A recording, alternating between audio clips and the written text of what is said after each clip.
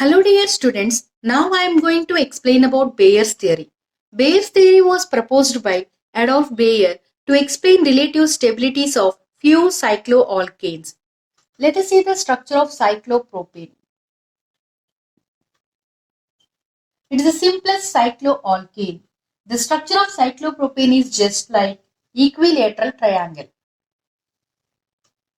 Three carbon atoms occupy the corner of the equilateral triangle. The bond angle of cyclopropane is 60 degrees. Here, all are having sigma bonds, means it is in sp3 hybridization. But what is the geometry of carbon in sp3 hybridization? Tetrahedral. Bond angle 109.5 degrees. The deviation between normal tetrahedral bond angle and actual bond angle can produce strain. It is also known as angle strain. The formula of angle strain is 1 by 2 normal tetrahedral bond angle minus actual bond angle. Let us calculate the angle strain of cyclopropane. 1 by 2. What is the normal tetrahedral bond angle? 109.5 degrees minus actual bond angle is 60 degrees. It is same in all three corners. Is equal to half 49.5 degrees. It is known as bond deviation. What is bond deviation? It is the difference between normal tetrahedral bond angle and actual bond angle. So the angle strain is half of the bond deviation, 24.75 degrees. So it is angle strain. Next, coming to the cyclobutane. The structure of cyclobutane is just like a square. See. Here the angle is 90 degrees. The actual tetrahedral bond angle is 109.5 degrees. The bond deviation between these two angles is 19.8 degrees. So the angle strain value is half of the bond deviation, that is 9.75 degrees. Next, cyclopentane. The structure of cyclopentane is just like a pentagon. This is the structure of pentagon. The bond angle between any two carbons is 108 degrees. It is also in sp3 hybridization. All are having single bonds. So what is the normal tetrahedral bond angle? 109.5 degrees. See, 109.5 degrees.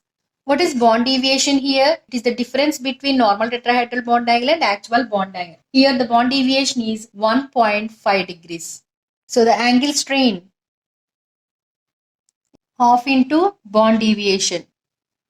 Bond deviation is nothing but the difference between normal tetrahedral bond angle and the actual bond angle.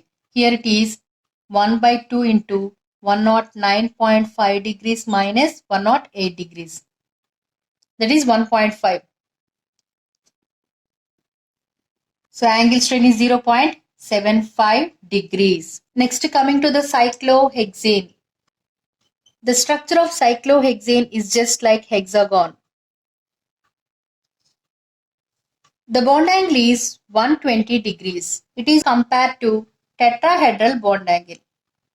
So here it is 109.5 degrees. Here the bond deviation is 10.54 degrees. Here the expected angle strain is half of the bond deviation, means minus 5.27 degrees. Whether the angle strain is positive or negative, no matter. Its magnitudes determines the extent of strain. See, angle strain is inversely proportional to stability.